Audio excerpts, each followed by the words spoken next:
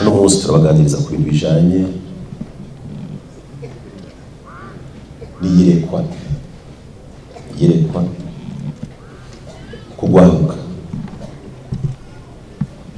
Iyerekwa ni ikintu kidasanzwe mu buzima bw'abantu no mu buzima bw'igihugu, mu buzima bw'imiryango. Iyerekwa mu gifaransa yita vision. Udafise iyerekwa nawe utaniye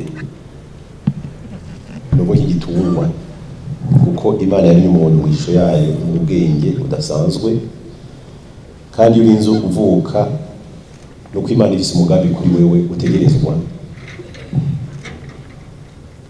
gukora kugira ngo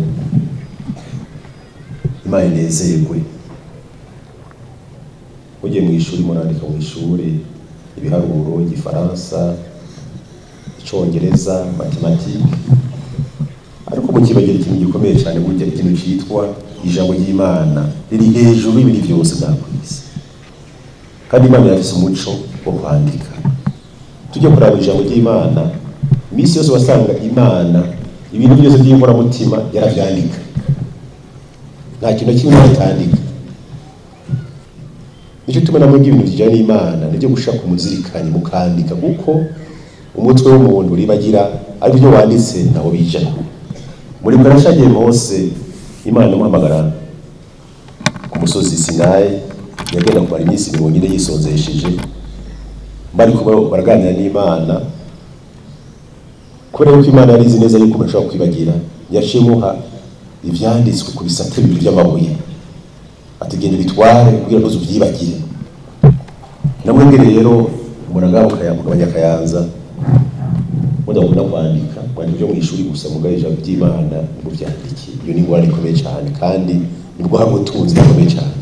Ndifuza yuko rero ibintu by'Imana nivyo mukwiye gufata ubwa mbere gusoma ibindi byose byo ngaha ku isi. Ijambo ry'Imana niryo ryatumye irema ijuru n'isi. Ijambo ry'Imana niryo ryaturemye. Ibintu byose ngabona ku isi byaremwe n'ijambo ry'Imana. Kumva ni kimwe, kumva neza ni ikindi kintu, kubona ni kimwe, kubona neza ni ikindi kintu. Ngunda gutanga akarorero bijanye n'iyerekwa. Ushaka kubona igitoke, ukara igitoke gusa kiryoshe gitetse cyangwa kivuyemo imihwi, mugabo ubundi muntu afise iyerekwa, Imana ashaka kwerekana ikamwereka neza yuko ubuzima bwiwe nubwo umuryango nubwo igihugu ushaka kuzokira buce ku gitoke. Igitoke kikavamwo indege, kikavamo imodoka, ariko undi abonye yuko gitekwa gusa. Umuntu akabona inkoko, akara kw'inkoko gusa akayibuka ayibona ikaranze cyangwa yokeje, bikagarukira ngaho. Undi Imana ikamushiramo iyerekwa yuko ubutunzi bw'igihugu n'umuryango nawe nyine ubwiwe buzoca mu nkoko.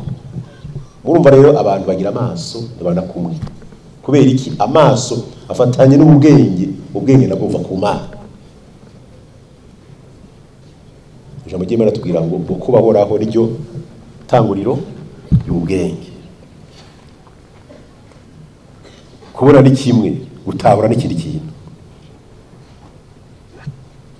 Nico tuma rero twivuza yuko rero urwaruka mutahora cyayico iyerekwa.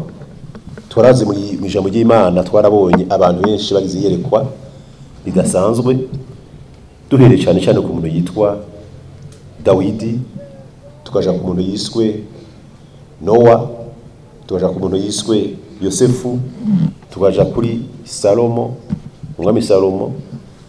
Abo n'abantu mu ijambo ry'Imana bagize iyerekwa. Inkuko nawe no munsi abo batakiriho, Imana iguyerekwa, naje ikamiyerekwa nawe kaguyerekwa. Ntibibazo kwiyerekwa arya banditswe mu gitabo cy'Imana gusa, nawe no munsi uri mu gishingo cyo wakwijambo ry'Imana, nibisubasha uko ryari riri mu kahise, risabwasha no munsi no muri kazoza.